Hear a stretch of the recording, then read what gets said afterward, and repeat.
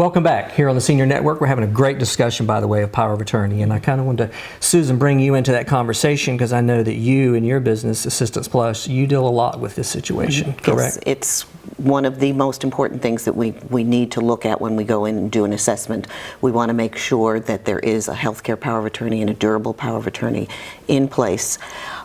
We sometimes see issues where there is somebody who has been appointed as the agent for healthcare power of attorney, and now maybe it was the spouse, and that spouse has dementia now. Right. So person may have to go back in, talk to their attorney about executing another healthcare power of attorney or durable power of attorney. So that's our role with attorneys is very, very important because that document helps us. We're going to be helping with the medical care and being a liaison, but we can't act for them. We need that healthcare power of attorney to be there and acting. So and in that process of getting to know the dynamics in the family, that's the point where you would reach out to Jay and say, hey, this family needs some assistance with this. Yes, exactly. And you brought up a really good point, is that sometimes over the years, circumstances change in families. So they may have appointed someone, but they don't have an alternate listed. Yes. And the person they appointed may have passed on or gotten dementia themselves.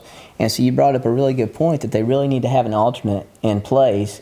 And something I was mentioning to Greg off camera was the laws changed significantly just a few months ago in South Carolina. Major overhaul to the power of attorney laws.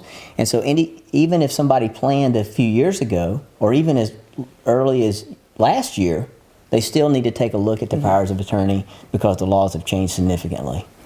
Would the old powers of attorney that they have now be still used and accepted in South Carolina? They're valid if they were valid at the time they were executed, but because of the overlap of the time frame and the laws, then they need to take a look because the new laws are very specific. South Carolina really didn't have laws in place, statutes in place that were very specific. It was more based on case law. In other words, courts and juries have decided a lot of things with regard to the powers of attorney. Now we have 40 additional pages in the South Carolina statutes that have changed the laws regarding powers of attorney when we only had 2 or 3 pages before. Right. So it's significant changes, and you have to express some things in the powers of attorney now that you didn't have to express before specifically. And they're very important issues as well. And we know that makes me think, Susan, in your business too, we're talking about power of attorney, which you both deal with, but also when you sit down with a family as far as finances and affording to do care and those things, long-term care insurance becomes a topic, correct? Exactly, and that's one of the other questions that we always want to know is, do you have long-term care insurance? Not a very large portion of our clients that we see have long-term care insurance, but talk about planning. The statistics say that you're going to have 2.5 to 3 years of disability towards the end of your life.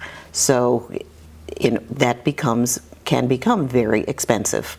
And by disability, you will need caregivers. You may not always have caregivers who are family who will provide that for free. Sure.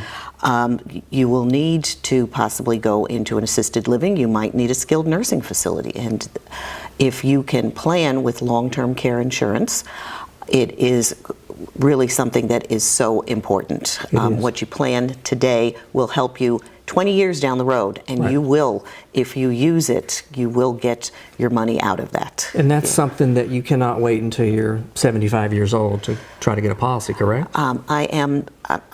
I don't underwrite long-term care insurance. I have seen it being written up till about age 80 for healthy people. But once again, your costs are going to go up the longer you wait. You know, she brings up a really good point about family members frequently will chip in with care. That's a new change in the law. Under South Carolina's old law, powers of attorney were not necessarily paid. The agents were not necessarily paid by default. If it wasn't expressed in the power of attorney, they weren't going to get compensated for doing the work for a family member or a non-family member. The laws have changed now. By default, they are due compensation, but not under the old power of attorney, only if there's a new power of attorney in place. Right. So another reason to update. And do you find that long-term care would cover most of the cost? It's such a variety out there. When I look at these policies, there are some people who have policies that are only for use in an assisted living or skilled nursing, doesn't cover them for in-home care. Right. I met somebody the other day who had a policy because they wanted to stay in their home.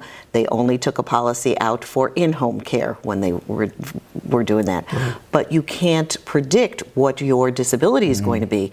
And if you have dementia, eventually you may not be able to stay in your home. So that policy that was good for you is no longer good anymore if you're going into a memory care unit. So the policies vary. Yeah. You know, the good policies will have in-home care and care for you. Combination, right. Yeah, in an assisted living, a skilled nursing facility. And Is it like a daily rate that you've seen that? yeah, they're paid typically out, it right? is a daily rate. There are ways that you can increase that. If you get that to start with at $100 a day, you can get simple interest, you know, to each year maybe get 5% increase, or there can be some compounding. You pick all the different terms that you want with your agent. You might be able, if you really want to stay in your home, you can get a rider on there that waives the elimination period. An elimination period is how many days you have to pay out of pocket before the policy will start working for you. So it might be a 45-day, a 90-day, a 100-day elimination period.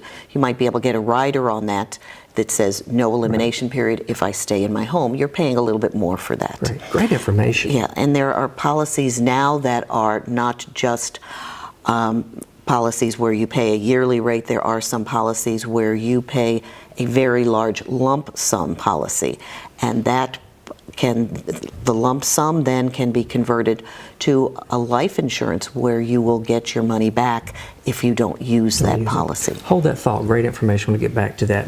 We're going to need to take a break. Stay with us. We'll be right back.